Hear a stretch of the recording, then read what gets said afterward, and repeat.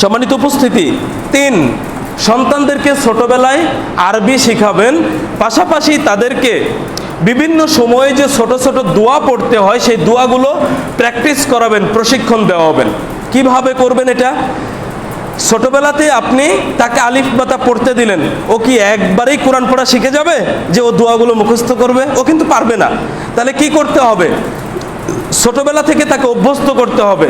যেমন ধরে নেন, আপনি মা, আপনি বাবা, আপনি খেতে বসেছেন, সন্তান আপনার সাথে খাচ্ছে, সন্তানকে আপনি বলবেন খাওয়ার শুরুতে, বাবা বিসমিল্লাহ বলে খাও।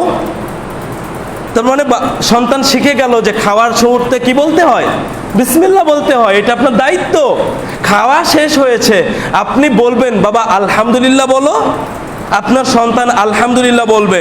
আপনি 1 দিন 2 দিন 1 মাস করে দেখেন, আপনার সন্তান একাই অভ্যস্ত হয়ে যাবে। সে খাওয়ার শুরুতে বিসমিল্লাহ বলবে, শেষে আলহামদুলিল্লাহ বলবে। এটা হলো প্র্যাকটিস।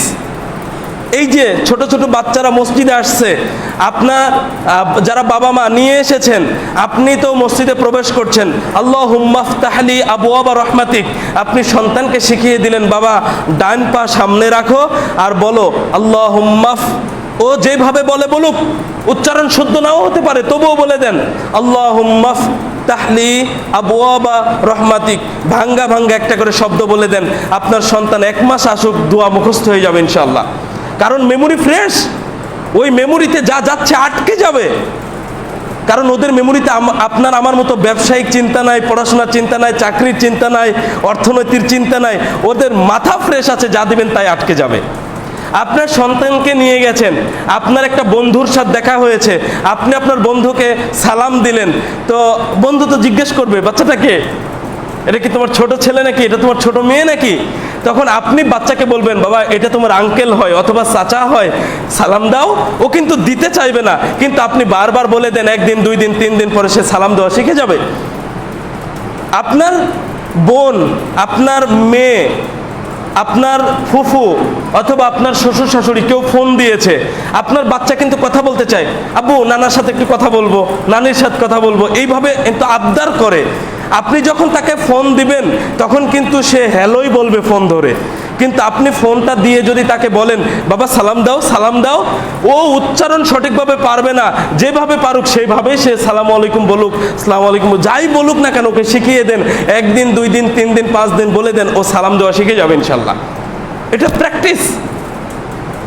আপনি মা সন্তানকে ঘুমিয়ে দিচ্ছেন, ওকে ঘুমাতে নিয়ে গিয়ে আপনি ঘুমানোর সময় তাকে বলবেন বাবা আমার সাথে বলো, কি বলবো?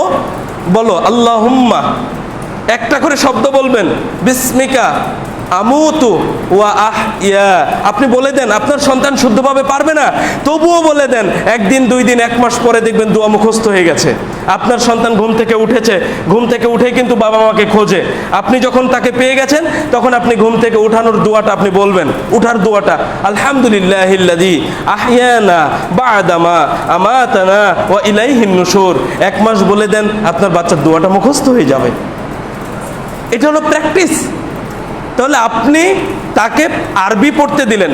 পবিত্র কোরআনে সূরা আলাকের 1 নম্বর আয়াত আল্লাহ তাআলা বলেছেন ইকরা বিসমি রাব্বিকাল্লাযী খালাক, পড়ো তোমার প্রভুর নামে যিনি তোমাকে সৃষ্টি করেছেন।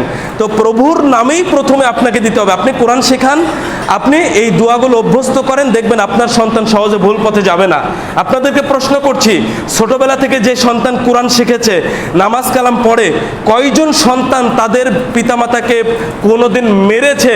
কয়জন বলতে পারবেন? কয়জন ছোটবেলা থেকে কোরআন শেখা ছেলে তার পিতামাতাকে বৃদ্ধাশ্রমে রেখে আসে বলতে পারবেন? কয়জন? যদি থাকেও 2-1 জন।